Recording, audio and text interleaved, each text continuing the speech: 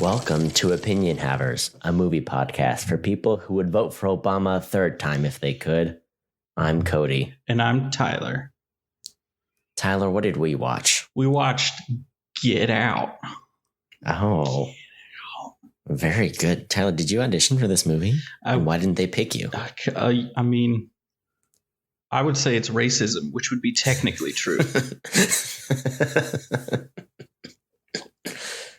Tyler, it was your maiden voyage. It was your very first time. Yeah. You know, I'm out here. I'm a veteran. This is my second time. You're out here so dumb. Your first time. I'm so smart. Second time. So much cooler. How'd it go for you? It's so good. I bought it and I'm happy I bought it. Because I was like, I know I'm going to get into okay, here's the thing, Cody. I haven't watched the film because I have watched it now, but I hadn't watched it up until then. Because I'm a weenie. I don't like scary movies. It's like a roller coaster. I'm like the guy that's like, let's do the roller coaster, and then tries to chicken out at the last second. And then once it goes on it, is like, let's do it 85 more times. This is the next 3 years of my life. It's just this roller coaster. Yeah. All right. That's this movie. So I was like, I know I'm going to love it once I watch it. So I bought it. And I shelled out the extra for the UHD, all the fanciness. And I was like, yes, I want it. I need it. Now I want the Steelbook. I'm going to post it on r/Steelbook. These people out here, they're buying bad movie Steelbooks, okay? They just want all the Steelbooks, all right? They're like, this looks good. I'll tell you what, though. There's something about the Clockwork Orange Steelbook. They're all about that one. Mm-hmm.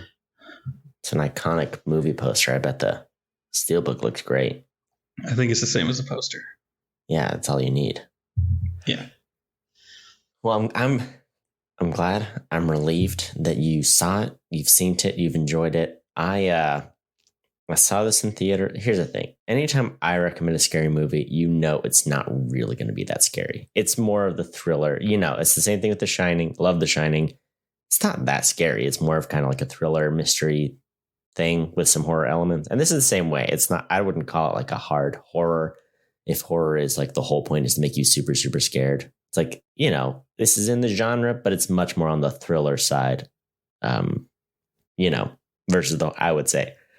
And so for me, it's great. It's cerebral. It's got interesting ideas. It's got some funnies. It's got a little spookies. It's perfect. It's a great movie. It's the perfect spooky season film, in my opinion. It hits all the notes.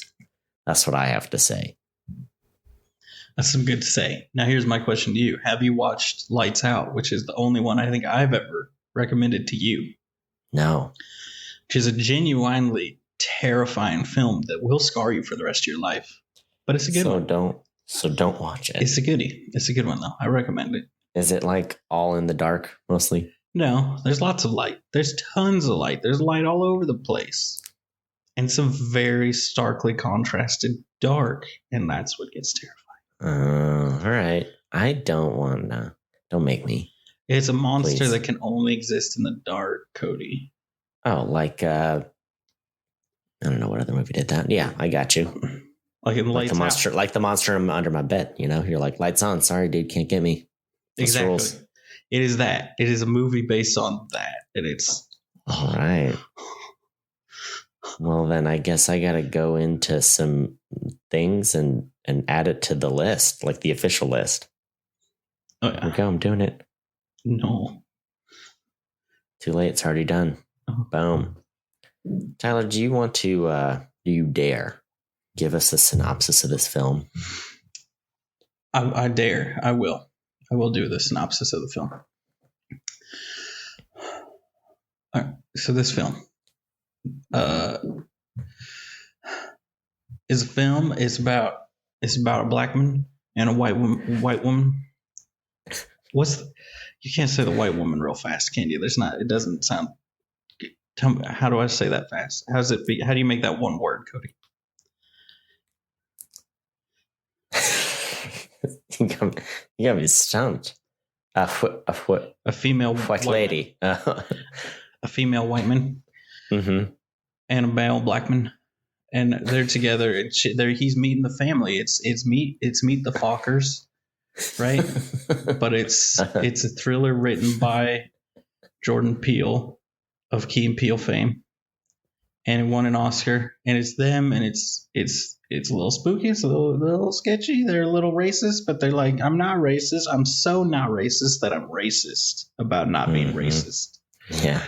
And he said I would vote for Obama a third time if I could, which, I've heard that several times, and I'm always like, so you're a racist is what you're saying. That's what it comes across as every single time. Just so if anybody's listening to this and thinks that that's a good leading point, it makes you sound racist. And then it just kind of slowly becomes more and more spooky until you get spooked. All right. Very well done. Yeah. Quite accurate. Is there anything we need to do to tee this one up? We've talked about it a bit. We've given it the seal of approval already. Oh, yeah. Aside from, just making it very clear that we are two white men reviewing this film. People get very confused. They hear my voice and they're like, is that a large black man? No. Skinny white guy. Fear not. Here I am, skinny white guy. So, just don't listen to any of it. Just throw everything we say in the garbage, and don't pay attention to any of it. That's the takeaway. All right. Deal. Now, are we getting into spoiler town here, Cody? Is that what's happening? I think so. I think it has to happen. All right, Cody. I need you to.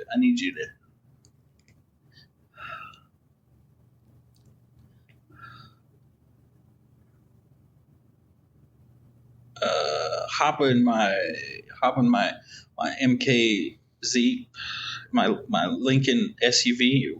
You be a passenger in that Lincoln, and I'm gonna drive your Lincoln. You're the passenger though, Cody. You get in the back seat, get under the tarp. We're going to Spoiler Town. All right, we're doing it.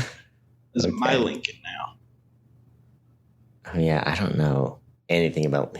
I know that there's a Lincoln Town Car, and I think there's a Lincoln Navigator. Am I right? Yes. You are correct. I know a lot about cars. I know you do.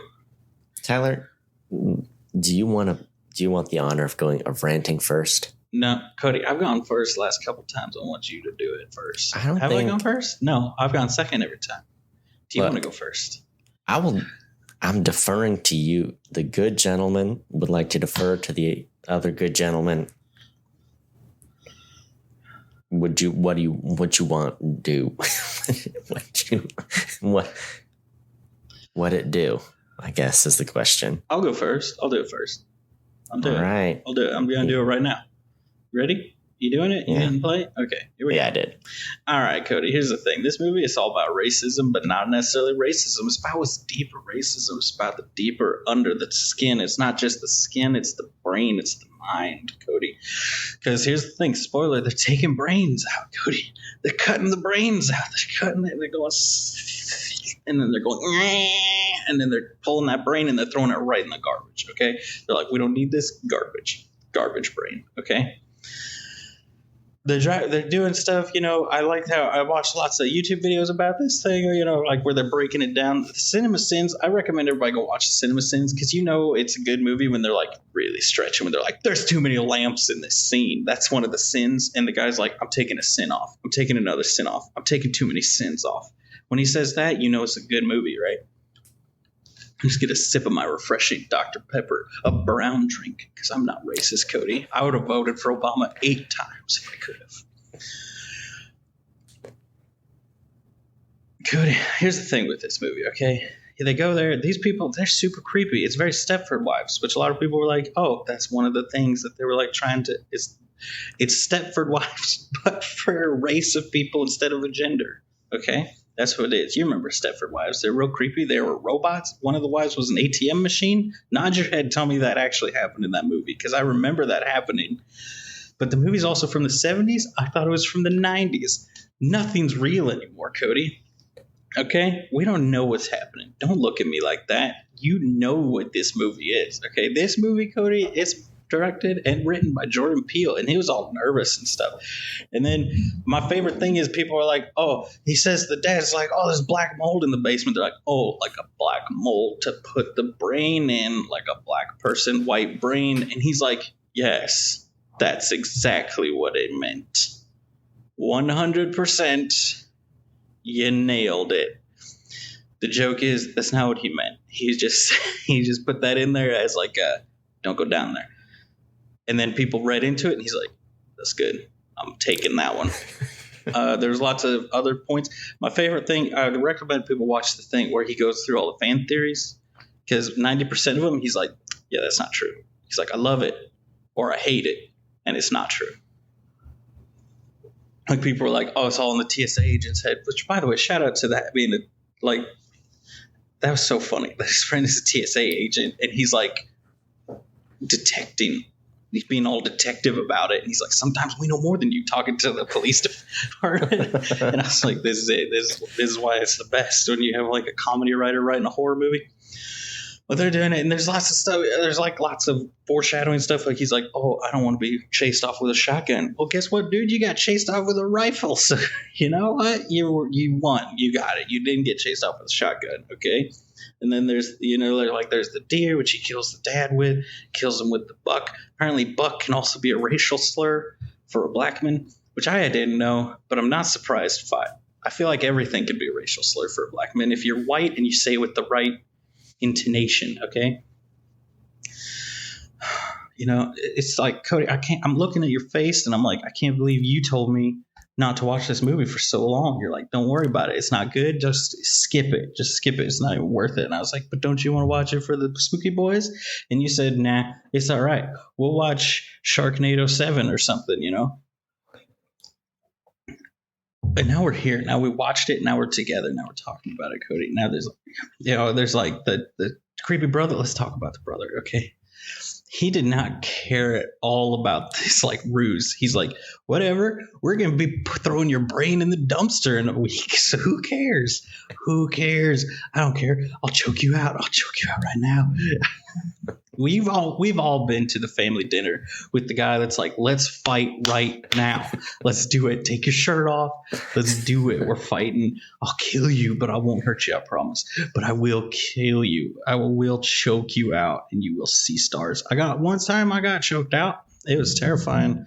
All right. Because I was not prepared and I was very small and I was very young and I got choked out and I was not ready for it. As an adult person, now I pay people. I mean, I don't pay people to choke me out. All right.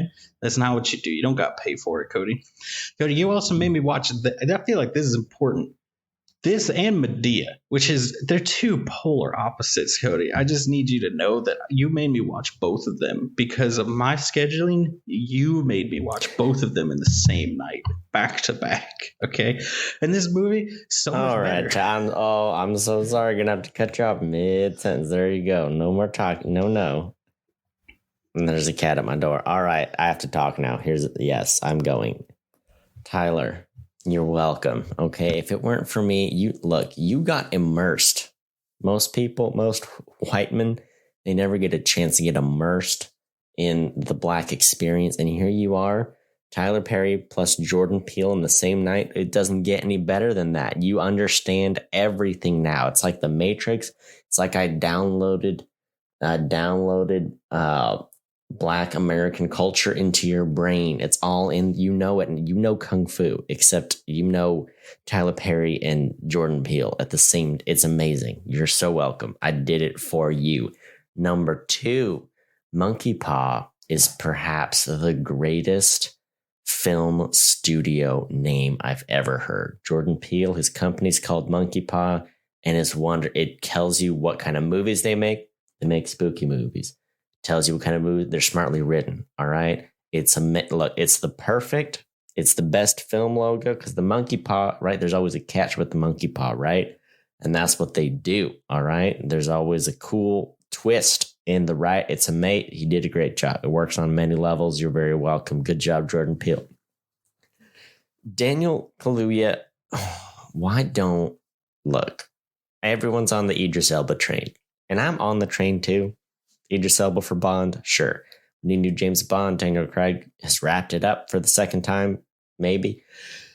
And we need a new James Bond. And who's it going to be? People are like Idris Elba, and they would be wrong because Daniel Kaluuya might just even be better. All right, he can do it. He's got the chops, and he's young. I love Idris Elba, but you can't replace Daniel Craig with someone like 6 years younger than Daniel Craig. All right. You got to go younger. You got to go with the Kaluuya. I'm here. I'm saying it. You got to do it, Daniel Kaluuya. Black James Bond 2022. All right. Everyone sign the petition. www.danielkaluuya Okay. Go to the website. Smash that like button. You just crash the notification bell. You're here. We're all here for it. We're all on the same page. Okay. What did you mention? You mentioned Bing. You texted me about this. You're like, no way is anyone using Bing as their go-to search engine. I want to know how much Microsoft is paying them because everyone had a Windows phone. Did you notice that? Nod your head, yes or no. Everybody had a Windows phone. They're out here. They're swinging for the fence. I mean, I think this was like, this movie came out like 3 months after they abandoned the Windows phone. I don't know. But they did it. And I'm proud of them. Good job, William H. Gates. You did it. You nailed it. Look, you can hate racists all you want. Okay. But the dad has the greatest outfit I've ever seen in a movie. Okay. He's got a cable knit sweater, which is the stuff of all. Bradley Whitford, by the way, amazing actor. Watch Studio 6H. Great movie. Cable knit sweater and cords. All right. Were they orange cords or they're brown cords and like a cable knit? Was it a black sweater? I forget now. It was amazing. I think it was like a black cable knit sweater and then like orange or brown cords. And I was like, you were power clashing and I'm here for it. All right. You may be a racist, but your fashion sense is here. It's on point. I loved it. I'm sure there's some sort of fan theory about the way he dresses and the implications. I don't know that fan theory. I'm just saying I'm here for it. Bradley Whitford. I'm going to add him to the daddy list just preemptively. I don't need your approval. I'm just doing it. Okay. He's here. He's on it. We did it. We all agree. What? I wrote this. I'm not talking about that. I don't know what even that note is. Okay. No one knows. Oh, you talked about the brother. I have something to say about the brother. All right. Did you want to choke him out? Yes. Okay. Was he too drunk most of the time? Also, yes. That is not his greatest sin. His greatest sin is the mustache. All right. Look, you can grow up facial hair. You can't. If you can't own up to it, you shave. If you let it grow out, look, people might not tell you, but it's true. You got to stop. It's the greatest villain piece of costume I've ever seen is the wispy, bad facial hair. It completes him his hair, it completes his everything look, if he didn't have, what I'm saying is, if he didn't have the bad facial hair, he wouldn't have even been a good villain. All right. I wouldn't have bought any of it. That's what I'm saying. I'm going to die on that horse. Yeah, all right, Cody. I'm going to have to cut you off in the middle of your point there because, it's the end of your time. No, don't even try, Cody. Don't even try to keep going. It's the end of it. All right. Here's the thing. I've forgotten. Honestly, the reason I texted you is I was like, I'm going to forget about this. And I know Cody will write it down. Yeah, they all had Windows Phone, and they used Bing, and they all had Surface tablets. And I was like, this is unrealistic. Which is backed up by the fact that when it came out, I do remember people tweeting about it. That's the most unrealistic part about the movie about a black man being hypnotized by a teacup. All right. Yeah. Look, it's not like everybody doesn't do it. It's just usually not Microsoft. Like Sony, every Sony movie, it's all over every Sony movie. All right, let's not forget about that. Oh yeah, they all got Sony phones, and it's like Sony Vaio. I've never seen a Sony Vaio in real life. Okay, only in films. My dad bought a Sony Vaio. Let me pitch you on the Sony Vaio. Mm-hmm. How would you like to have a Mac, but it runs Windows? Oh, that sounds nice. I guess. Is that good? Is it? It's overpriced and underpowered and very sleek looking. Mm-hmm. But you could also just look get any other brand. If it doesn't look cool, how are people going to know you're an independent thinker? Or an artiste. Yes. Can't be out here working on your screenplay at the coffee shop on like a Dell. Yeah. Unless you got the gray Dells like you and I have. Mm-hmm. Then you just slap a Apple sticker over the Dell logo. Nobody will know. Nobody will Never know. know. But like, get a gray strip to cover up all your I/O on the right side of the computer. You know, like all those HDMI ports and all the USB ports and all these other ports. Just cover all those up with a sticker, and then you're all good. Boom. Just hack the laptop world. Yeah. And then you know, it saves you money, saves you time, saves you heartache. Tyler, can you tell me about this movie? Watching it from a first time perspective, because I watched it from a second time perspective, so I knew what happens, and I got to pick up on a few more details throughout the way, and I still really enjoyed it, which is a sign of a good movie. If you can enjoy a movie even when you know the ending, yeah, which I think, rewatchability. like, so the trailers and stuff kind of said where it was going. They were like, it's going down, like it's going downhill fast, you know, once he's at this place. So I feel like it was never like they were never trying. Even the title of the movie, it's like the point of it: do you get out or not? So obviously you're in a bad spot, and you're trying to get out of a bad spot. Yeah. So I mean, like, yeah, it was interesting because I do think that it's a movie that benefits a lot from like rewatching. Like, I definitely want to rewatch it a bunch because everything has a different meaning once you like know for sure how it ends, which I knew, but I didn't like know in like great detail how it ended. I was like, I know they're stealing like bodies and putting like old white people's brains in them, right? Like that's the end goal here, is that his brain is good. But I was like, I don't know, is it actually one of the things I never knew for sure was, is it actually like a brain getting swapped out, or is it like some kind of weird hypnosis, like consciousness transfer thing, like in or like one of the things I thought of was what's that show, Dirk Gently, you know, like the soul people that are swapping their souls around. Yeah, so there's like a girl and a corgi and a girl. Yeah. So that's what, and I was like, I thought, honestly, from the trailers and stuff, I thought one of the previous people, like the guy that yells at him, Andre, who gets kidnapped, I thought they put his brain in the deer. From the trailers. Really? That's what I was kind of expecting. Was I thought somebody's brain was in the deer. And then they're like, nah, it was just a deer. And I was like, oh, how about that? Let's talk about that deer scene though. When they hit the deer. Yeah. First, every time I see it, I'm like, oh, they hit a pheasant. Like they hit a bird. Because it's just like a little blur, and it's like, it looks like it's in the top of their. Yeah. Because it just like bolts through. Oh, yeah. I don't know. I just thought it was smart. Because like, what did they, because obviously the thing you're probably going to hit is a deer out in the woods. Oh, yeah. But the way they shot it, I was like, whoa, what even was that? And you're like, oh, no, it was just a deer. Okay. Yeah, which I've hit a deer like that. It caught on the left, the driver's side, instead of on the passenger side.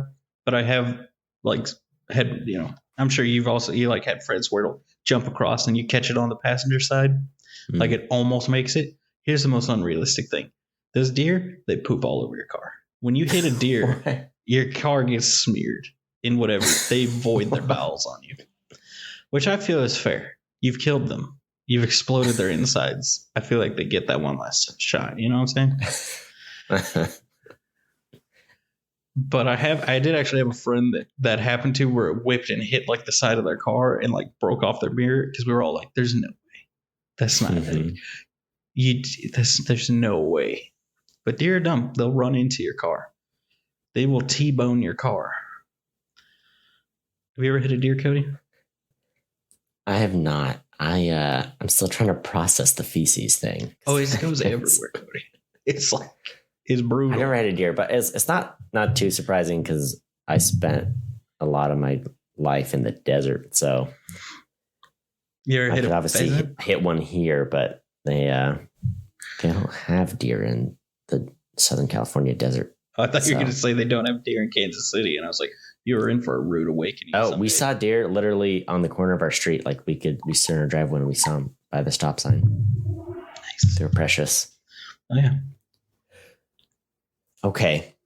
Yeah, I liked rewatching because I mean, like you said, you kind of get the vibe what's going on. I think the big twist for me was like, oh, the family is all in on it, and the girlfriend too, you know. Yeah, which that was kind of isn't really until like right when you're about to dive into the third act, when you're like, oh yeah, no, she's bad news, because the whole time she's defending him. You know, she's like, oh, I love you, we're dating, I'm defending you to the police officer who wants to see your license even though you weren't driving, and I'm warning you about my dad who like means well, but it's gonna, you know, say some dumb stuff, and you know, like the whole thing. So you know, I didn't. I just appreciated that, because she does a really good job acting like she had no idea, or she's like, I didn't realize they'd act this way, or you know, she goes through that whole like realization of, oh, I guess my family is like worse than I thought, and you know, all that. But yeah, which I liked a lot of the videos and stuff and breakdowns I watched in preparation for this. You know, where they were like, oh, she was like, no, it's really, you don't need to show him your ID. He doesn't need that. You weren't driving. And it comes across as like, you know, like she's defending him, but in reality, she just didn't want a paper trail because the cop would have logged it. And then the cop was like, I just said it doesn't matter what race you are. I asked for everybody's ID in a situation like this, you know, and he's obviously going to be like, whatever, I don't care, you know, moving on. Yeah, that's smart. But she was like, no, because then when they're looking for him, you know, when he's gone missing, they're going to be like, okay, so the last time he was seen was going out to this house, you know, versus the last time anybody like saw him or knew him. It's like, well, that they've got their friend, which, you know, even that she was like giving him a hard time about like, oh, why are you calling him and telling him all this stuff? You know, you don't need to talk to him. You could tell like she was trying to separate them, but she just couldn't. That's why, you know, that's why you need a TSA agent in your life, so that when you get kidnapped by crazy people trying to steal your brain hole, that's really what they want. They want the brain hole. Yeah. You know, to stick a new brain into.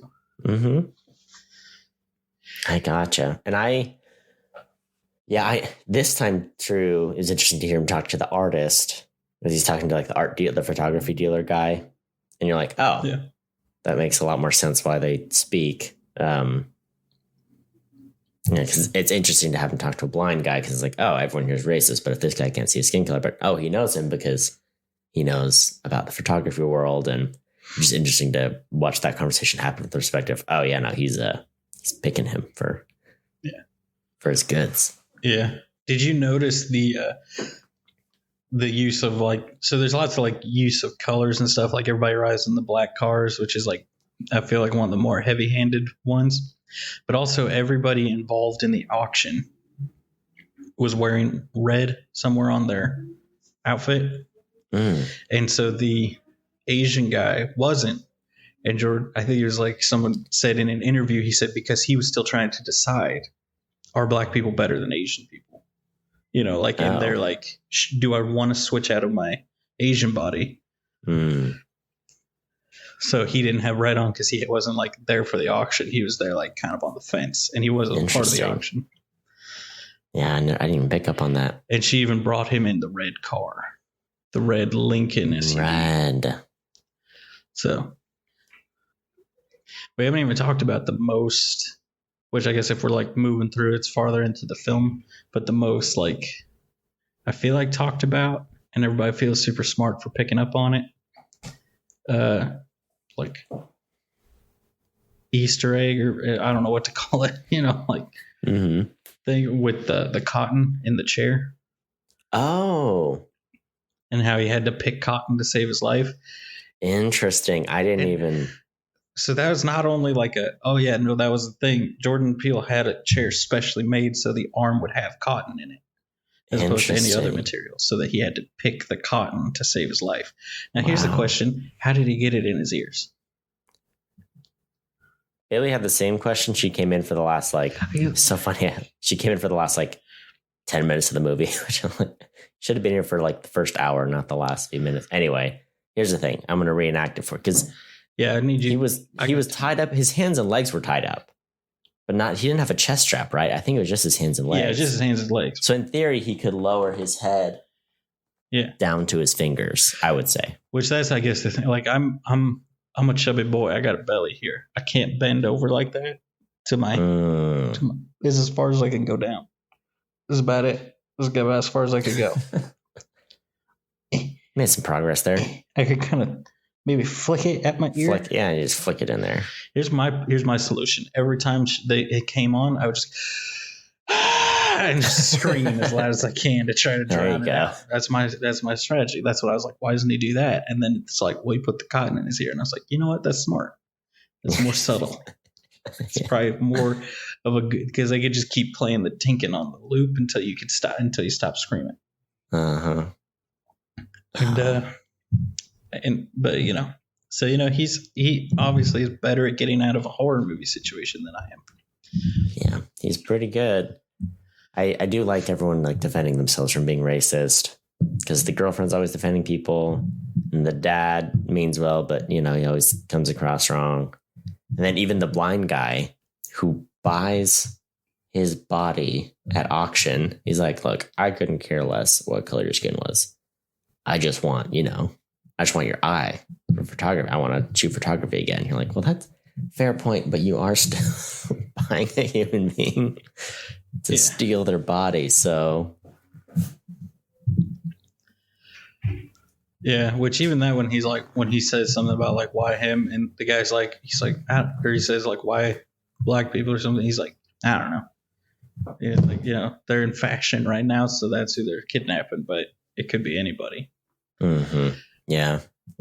So I did like with some of the stuff I saw like broke down more of how like there's racism, and then there's like really deep seated systemic racism, and that's like more what it's supposed to showcase is that like these people aren't your traditional racists of like hating people with different color skin. They're just it's more like thinking of them as lesser or not lesser, but like differently than, because there's people who think about people like every human as like, oh, you're a person, versus, well, you're a white guy and you're a black guy and you're an Asian guy, and it's like, I treat them all the same, but in your brain, they're separate. Mm-hmm. Separate but equal, Cody. That's the motto. Yeah, I live by. Which it goes to like how much of it is like the. Sorry, it's like I couldn't say that with a straight face. I was like, oh no, I'm coming. That's a real racist thing to say right there. Well, like how much of it is the system we live in, because we live in a country that had slavery not that long ago, but also how much of it is like in what they call your lizard brain, where it's like tribalism. It's like, oh yeah, no, people that look like me, that's my tribe, and people that don't look like me, that's not my tribe. It's the people I surround myself with, that's my tribe, and if it's only people that look one way versus another way, that's just another thing to divide you. Yeah. Here's what I propose, Cody. All right, hear me out on this. You and I, we're both no. descendants. I'm not. Cody, no, listen to me. Is it a blackface thing, or is it no? It's a Scandinavian. Okay, great. It's a Scandinavian. Continue. Thing. Oh, hold on 1 second about that. Ancestry like upped their accuracy of their DNA test, Yes. And so my dad and mom got like their updated results. Yes. I'm even more Scandinavian than I knew. Like even my dad's side, I thought it was just my mom's side. My dad had some Scandinavian stuff in it too. So anyway, carry on. We all got Scandinavian, Cody. Here's what I'm thinking though. You and I, we need to be racist towards white people. Oh, here's why. This is it. Because we're descendants from the Vikings, and they enslaved all the British people and all the other white people. Right? Yes. So that's who we need to be racist against. Nice. Okay. Together, you and me. If we just get all the others on board, all the other Scandinavian people on board. Here's the problem. I think we could do it here in the States. The problem with Scandinavia as a region is that they're very happy and content. And so they're not trying to go down and invade England. They're like, y'all can have England. We're doing just fine up here. We got what we need. Everyone's taken care of. The government's taking care of us. Our happiness index is through the roof. So we good, Yeah. Where, we got to go somewhere people are dissatisfied with the status quo. What I'm saying is we need to find the white supremacists who are Scandinavian, and we'll make it more specific. So it's not white supremacy. It's just the Scandinavian. So it's very, yeah. We're going to take it all the way back to original America, where it's very specific kind of white, not just white. Yeah, exactly. Be racist against the Irish. It was a better time, where you could just judge someone based off their accent and just go to war with them. Exactly. It was a better time, a simpler time. Mm-hmm. A time where mustaches could be thin and wispy, and no one would judge you for it. Did you ever see Gangs of New York? No. If you want to watch a race war with white people, you just slap on Gangs of New York, because that's all it is. It's like, hey, Irish gang, Italian gang, whatever, British gang, fight each other. Like, it literally starts with a literal turf war. It's like, okay, here's the neighborhood we're all fighting over. Everyone, you got your blue color on, your red color on, your orange color. All right, great. Let's all murder each other. Like, that's the start of the movie. That's the first 10 minutes. It's just people killing each other with clubs and knives. So anyway, it's pretty hardcore, but once again, it's white people. It's a specific kind of white fighting another specific kind of white. Yeah. That's the kind of racism I can get behind. Exactly. Okay, so the mom in the movie, she's the psychiatrist, she's the hypnotist. She really sizes him up, Mm-hmm. She really checks out the goods, and she kind of does it the whole movie, She really eyes him. She's like, yeah, this is a good one. Oh, yeah. I mean, look, I know that the TSA friend, he kept spouting the sex slaves theory. I don't look, who's to say they weren't doing sex slaves in addition to, And if anything, aren't you still, especially if you get hypnotized and it's a dude's body swap with your body and he's married, you're essentially the wife's sex slave, right? Right. In essence, you're both of their sex slaves, because he's using his brain to control your body, and you'll probably do sex stuff. Exactly. So he's not wrong, is what I'm saying. Yeah. Here's the thing, though. Here's what bothers me. All right. The fact that when I first started watching it, when they first did the pitch for the brain swap, right? And they're like, we got to keep the brain stem, the part that's connected to your central nervous system, that's got to be there. So you won't be completely gone. You'll just kind of be a backseat. You'll be a passenger, right? You'll be able to see everything, see and hear and all that, but you won't be able to do anything about it. You'll just kind of be there. Mm-hmm. And I was like, that's terrifying. Also, highly unbelievable. And then I made the mistake of watching a video where they're like, oh, yeah, no, we've swapped the brains out. And yeah, that's kind of how you have to do it. And I was like, what? Granted, it was on rats, but they're like, nah, the principle applies to humans too. You have to leave the brainstem, so the level of consciousness would probably still be there. And it's like, oh, isn't that just horrifying when you see something in a movie and you're like, well, that's kind of a fun idea. It's like, no, it's not an idea. That's real. We've done it. Which I think I remember seeing something about them doing that with the rats, because the whole idea would be you would take somebody who's brain dead and someone who's paralyzed, hook them up, Mm-hmm. And that's fine. Still, probably not a good thing to do in general, right? Mm-hmm. Right, it's, something it's one of those you were wondering if you could, you never stopped to ask yourself if you should. Yeah, one of those scenarios. I mean, because it's like, if this idea never existed, this movie never existed, then maybe, maybe. But then it's like, you do that, you start doing that, you open that door, that opens the door to Get Out being real. Okay. Mm-hmm. And I'm not about that, right? Cody, that's why I'm fat and out of shape. I don't want to get kidnapped by no crazy brain swapping cult. Okay. It's a sound defense. It is. I mean, nobody wants to kidnap you. I don't know if it's all right. It presents additional obstacles. Yeah, Cody, for sure. Can you imagine this little what was his name? Jesse, Luke, Brad? I don't know. They all fit that face though, right? Yeah. Can you imagine him trying to drag me? I'm gonna go limp before I pass out, he's not moving me. All right. I'm gonna be like, all right, dude, you're gonna have to hack me up into pieces to get me in that car. All right. We're not moving from this spot.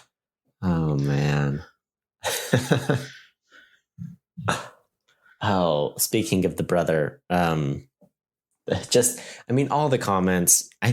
In the theater, I don't know if we're supposed to. I saw this movie with my sister. We laughed every time they said like a racist thing. It was like, what are these people doing here? You know, like, because it was just so blatant. You know, you're like, oh, these people are ridiculous. But correct me if I'm wrong. I thought I've heard Jordan Peele say like, no, I didn't really write that for comedy. It really was just, you know, like sort of my internal fears of what people are thinking and saying, and you know, like all that stuff. And I just thought that was interesting to hear him talk about it from that perspective, because watching it, I watched most of this movie alone, so it did have kind of a different vibe versus like watching with the crowd. And I think Jordan Peele's also kind of mentioned it's really cool to watch if you like go to like a historically black movie theater, you know, where it's got like big screenings and it's kind of like a raucous environment. It's kind of like a cool place to watch this. I've heard, or maybe not Jordan Peele, but I've heard other people who've watched this movie kind of talk about it, like, oh, it was awesome. Like people like cheered when they talked about like at the end when he's like, how did you find me? He's like, I work for the TS mother effing A, you know, like people just like lost it, you know, they thought it was awesome. So just interesting to, you know, the different ways you could kind of interpret the movie based on who the audience is and where you're watching it. So I don't know. I guess I don't have a question for you. I just, there you go. There's a nugget.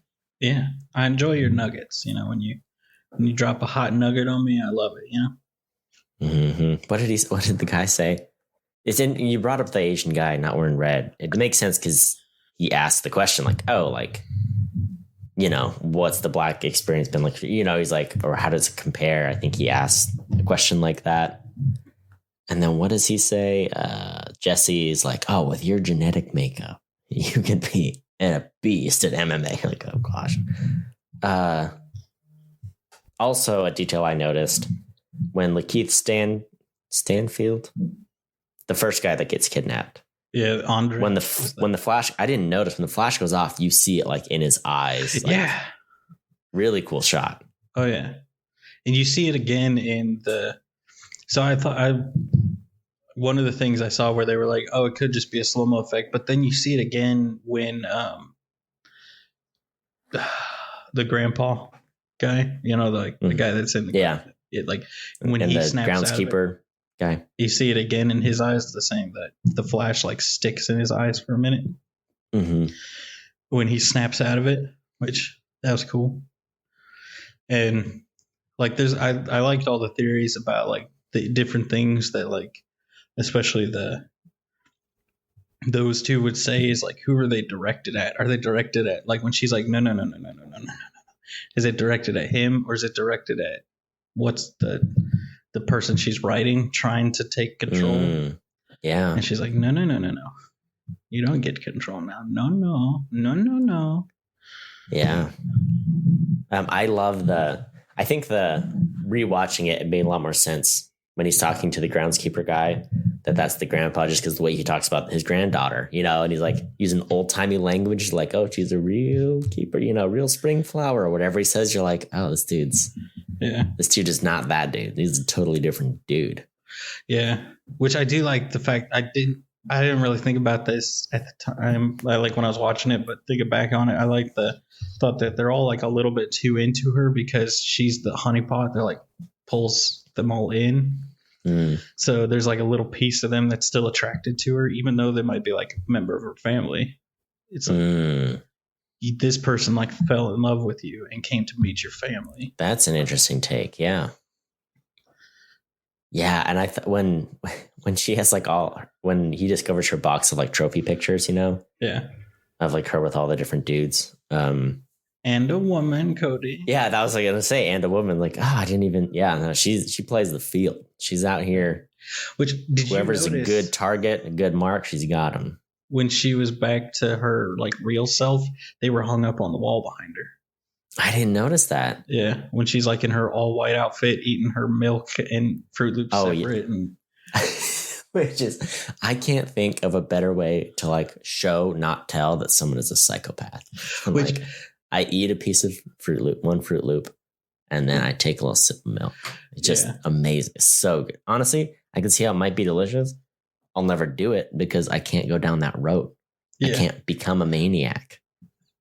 I did like in the video I watched where it was Jordan Peele kind of responding to fan theories.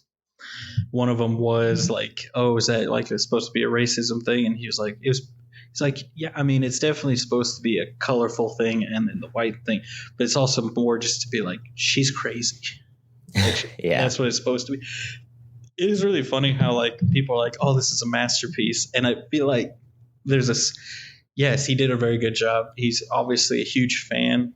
Even hearing him talk about the movie and the reasons for some stuff, like he's a huge fan of horror movies, like good horror movies. Mm-hmm. But one of the things I think is funny is that it does kind of seem like there is a certain level of, that meme where it's the guy shaking.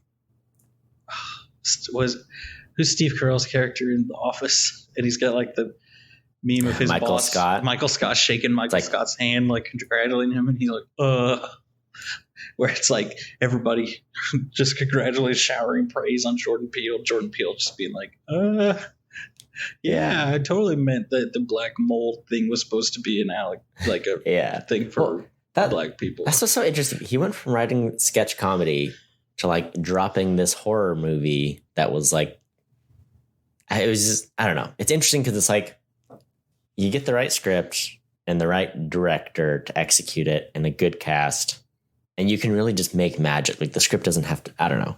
It's a good script, good director. The actors played their part. Like it all just came together. I feel like it's an example of a movie where it's like everything just came together really well. Yeah. Like everything kind of played in its favor and added its own thing to it. And I think, I don't know, sometimes that's the benefit of a writer-director movie that's not too big of a budget. It's kind of in that sweet spot where it's like, oh no, this person, like he has plenty of experience making a TV show. And so like he knows how to execute an idea really well. Yeah. It's kind of like just that perfect combination of like, no, everything just did its job and the end product was quality as a result. Yeah. Which I feel like the TV show thing kind of probably helped him, because one of the things they talked about a lot, and I felt definitely watching it, was how well used the screen time was. Like there's no wasted time really. Like, like some people might like I watched the Cinema Sins thing, which like I said, they were really reaching on some of them. But like one of the things is like, it takes him a minute to walk over to the deer. And it's like, yeah, but that's like the longest single shot like that in the movie to lead up to this suspense. Like this deer is going to kill this guy or something, you know? But like, in some of the videos I watched, like hearing him be like, oh yeah, I really like that people like that because I thought about doing this. And then I thought, nah, that might be too much. Like having somebody say something funny or like having him say it different. Like he's like, oh yeah, I thought about like he originally wrote, I don't want to get chased off the lawn with a rifle, but nobody says that, which is something that I feel like the bigger writers that are writing like Marvel movies, they don't think that. They think, oh, this is going to be cool foreshadowing. And then the movie comes out and someone's like, nobody says that. Whereas like, nobody says that. So I have to do the shotgun. And then people will be like, oh, well, he didn't get chased off with a shotgun,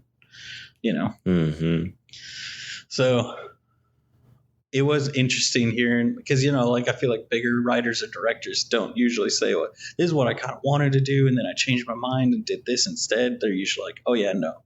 This was my vision from day one, versus him even talking about like the original ending versus deciding to give like a happier ending to the movie and like having it was his friend that was showing up instead of just a regular police officer.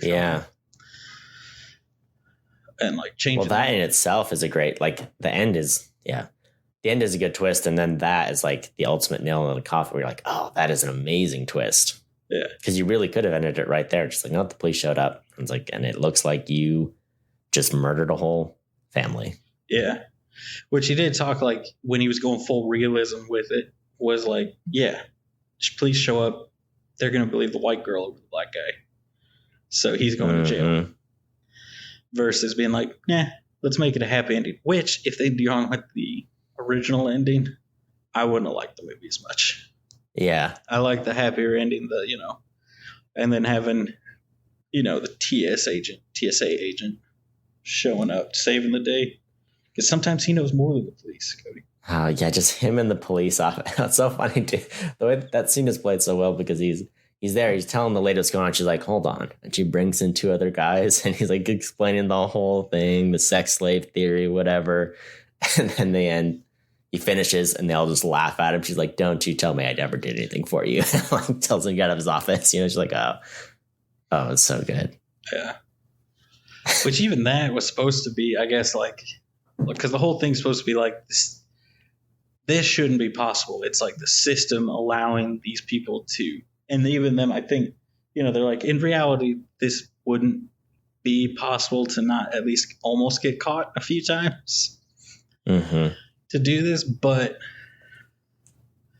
it's supposed to be like this hyperbolic, like, look, even the black police officers are involved in this system of thinking like this is ridiculous. You're ridiculous and not believing them and not going to check it out at least or something.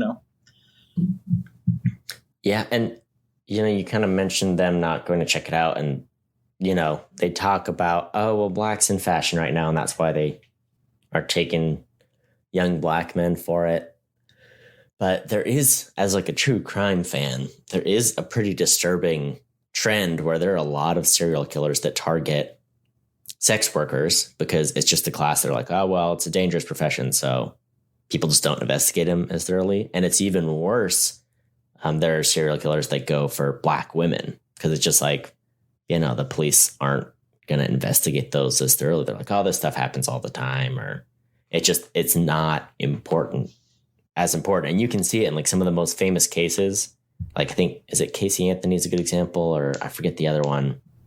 I forget her name, but it's just like, oh, if like a little white girl goes missing, it's a big deal. And the media's like, oh, look, this pure angel is lost and whatever. Meanwhile, like you can see young black children disappear at like a higher rate, but it's not covered the same. Yeah. It's not as big a priority to society as a whole. So, the point is it would be easier to get away with targeting a minority group like that. Yeah. Versus if you were targeting white dudes. Yeah. Because, I mean, like the same concept, you could apply the exact same, you could do this whole movie with any race of people or just like a random mix. Because it could just be, well, they're just going after like young, athletic or successful or up and coming people, not necessarily after a specific race. I do think, a movie would definitely lose some impact, but it would still be a good horror, like thriller movie. But it's just not necessarily believable that you could kidnap a bunch of white people, like a bunch of 20-something-year-old white people that are like moderately successful and not get caught. Yeah. Whereas it's like, oh yeah, you could kidnap a bunch of 20-something-year-old black people and not get caught, probably. Yeah. If you were really careful about it and you were like a rich suburban white family. And that is what kind of elevates the movie, where it's like, oh, it kind of speaks to a moment and like what's going on in the country this time. But it also is just a well done thriller horror movie. So it just works. It works on many levels. Yeah.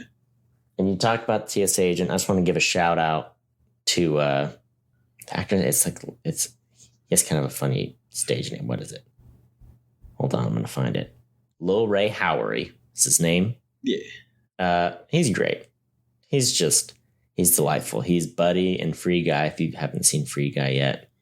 I have not seen Free Guy. He's in Bad Trip. He's a delight. I want to see more things with him in it because he's just so, he carries this movie. All right. I think everyone carries this movie to an extent, but most of all, Lil Ray Howery. All right. He nails it. Yeah. He's the heart and soul of this movie. Here's what I think, Cody. With all these actors, I'm looking at all of them, right? Lakeith Stanfield, who plays Andre, yeah, I think is the one that did the best because he goes from playing a normal guy, right, to had to play an old white guy, a mild-mannered old white husband guy. Yeah, and he freaking nailed it. And I was like, oh my gosh. Yeah, Lakeith Stanfield's no joke. He's great in Atlanta. He's great in Sorry to Bother You. He's great in Judas and the Black Messiah. Oh, I just realized both of Daniel Kaluuya and Lakeith Stanfield are both in Judas and the Black Messiah. Yeah, because Daniel Kaluuya is like the main character in that, isn't he? Yeah, he's like the Black Panther leader guy. Yeah.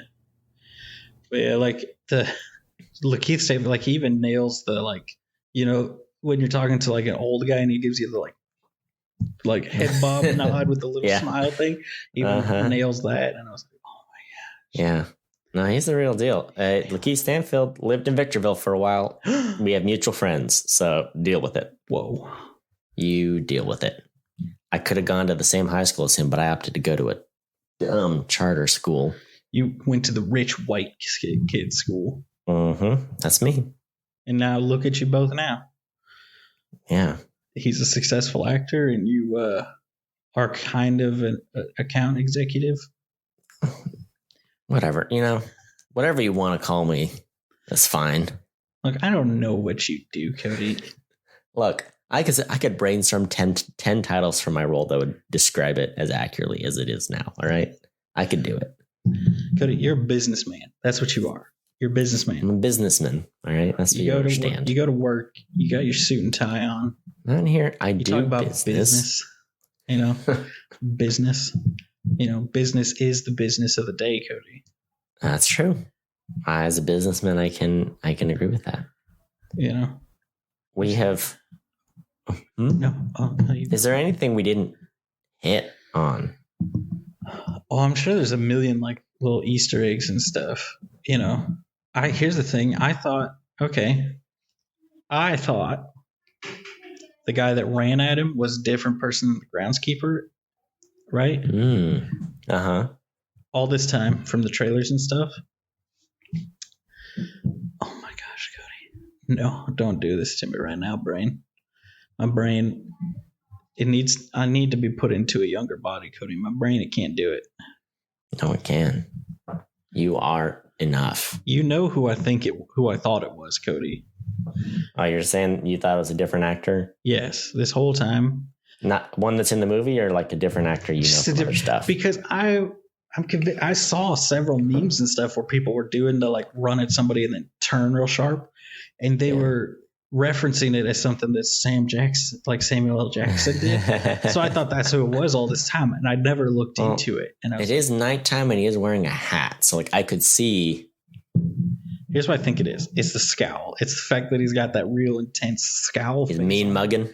And that's Samuel L. Jackson's face. It's weird to see a still from a meme, and then when you see it in moving pictures in a film, you're like, oh, it's a different thing. Yeah. I also watched this movie on a projector, so the darkness was very dark. No, I watched it on Plex, and so it wasn't streaming in like full def all the time, which was a mistake. Like I was like, I should have just like bought it from somewhere and gotten the higher quality, but I wanted to save $1. I was like, I've already seen it, and I saw it in the theaters, and it was a mistake. That was the biggest mistake I've made so far in the Spooky Boys.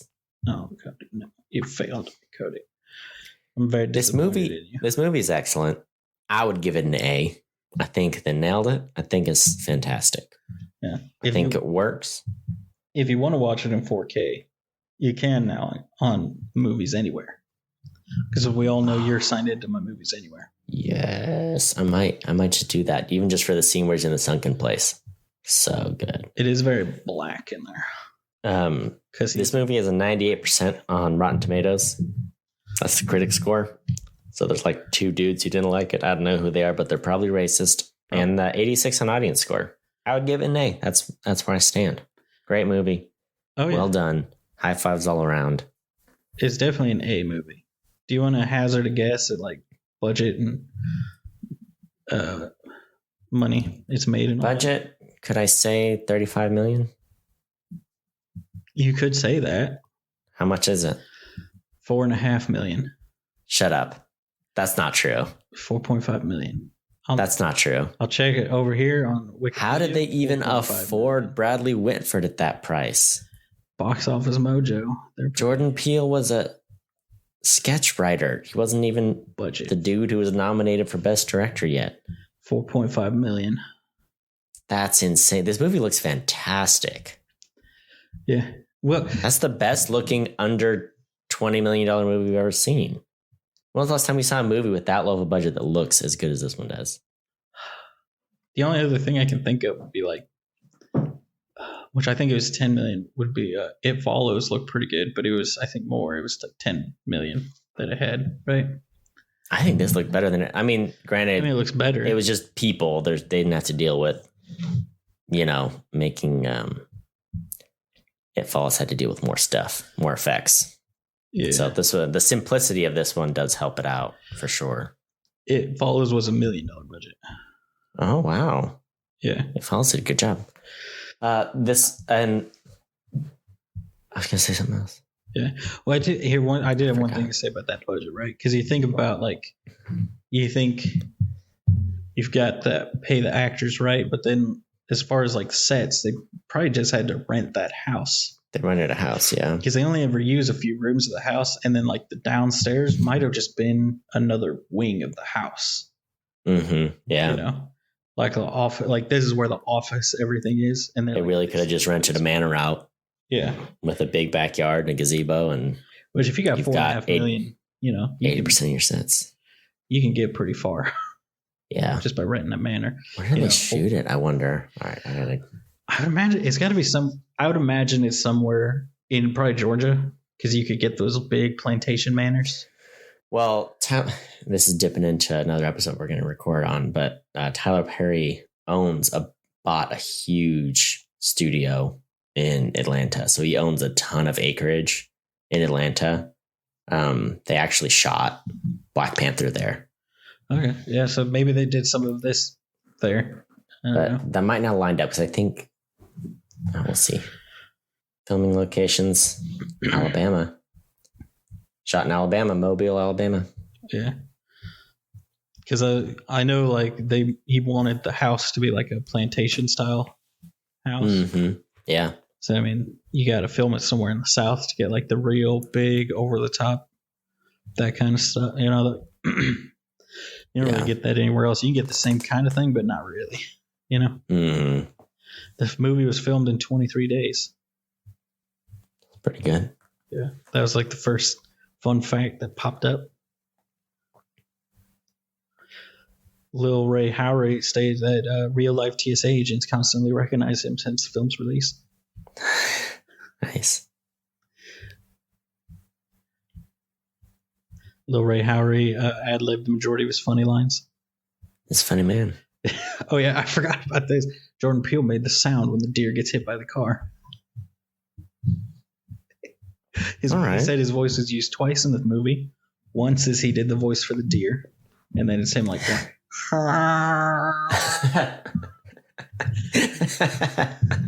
and then the what's it called? The college, this like scholarship fund. There's like an ad on TV, like when he's falling asleep, that he does the voice for that. Nice. I just can't remember. I can't remember what it's called off the top of my head. It's one of the like minority scholarships though. That there's like an ad and he's like, money is a terrible thing to waste. Yeah. Okay. Oh, so did you want to try to guess how much money the movie made? 80 million. No, I don't want to rate it, IMDb. How much? Gross worldwide is 255 million. That is one of the most profitable movies we've ever reviewed. Yeah. 4.5 million budget, $250 million box office. What a great movie. It's so good. Monkey Paw's doing other stuff because Us came out after this, and then that studio put together Candyman, the new one, which is also very good. So if you like this movie, check out Us, check out Candyman 2021. They might have done another one I saw. They're good. Oh, yeah. Oh, yeah. Is there anything else? Are there any other nuggets? I mean, there's so many nuggets, but, I feel like we've covered as much as we, I don't know. There's been a lot. I like that he killed him with the deer head. I like that he beat the bocce balls. The bocce balls. He like beat him to death with that. I like that. So like one more thing I did, like when he was fighting with Jesse. Is that his name? Jesse? I think that sounds right. Earlier he had mentioned about how he liked the jiu-jitsu or something because you got to think 3 moves ahead of the next guy. And he wanted him to not just like physically beat him, like outstrength him. He wanted him to outthink him. So that's why like he had him do like the opening the door a bunch and then realizing, oh, he kicks it every time I open it. So open it, kick, stab his leg to get out of the chokehold. Yeah. Because he wanted him to be like, he didn't just fight him off, he outthought him, and that's how he was able to win. So, oh, man, I'm about to go deep on some Jordan Peele interviews. Oh yeah, it's good. It's also just it's very heartwarming to hear him talk about it, where he's like super happy when he's like reads a fan theory that's right, and he's like, "Oh yeah, I'm really glad you guys picked up on that." You know, like the announcement over the intercom is the same as the room in The Shining. You know, like the 237, I think. Oh, really? Yeah. Where it's like there's an announcement for Flight 237. He's like, oh, yeah, there's a little something for all you Kubrick fans. Wow. So many Easter eggs. Go watch it 1,000 times, Cody. As many times as I watched Dracula Untold. I will. I'll do it. Well, thank you for listening. You can rate, share, and review us wherever you find podcasts, but also on Apple Podcasts, because that's all anyone cares about these days. Not Microsoft Windows Phone podcast. Am I right? Oh, yeah. You can buy a discontinued Windows Phone. I don't know. What else do I say? You can follow us on social media. Yeah, still memeing. Meme until the day I die. Oh, yeah. At Opinion Havers, Twitter, Instagram, Facebook. Thank you for listening. Until next time, watch movies. And have opinions. I'm really sad because I came up with a great name for like Halloween fans. You know, people like love spooky season. Yeah. I came up with a great name and I couldn't use it because it includes a racial slur. Oh, no. It's like one of those old timey ones that no one uses anymore except for Clint Eastwood.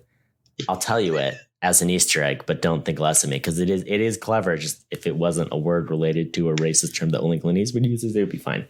Wait. Spooky season. Are you ready? No. Do you want to say it now? Or do you want to just leave everybody hanging and really just blue ball them all? Right. I could never do that. Okay. I couldn't do it. Spook kooks. If you're kooky for spooky season, I thought it was great. And I was like, well, I can't.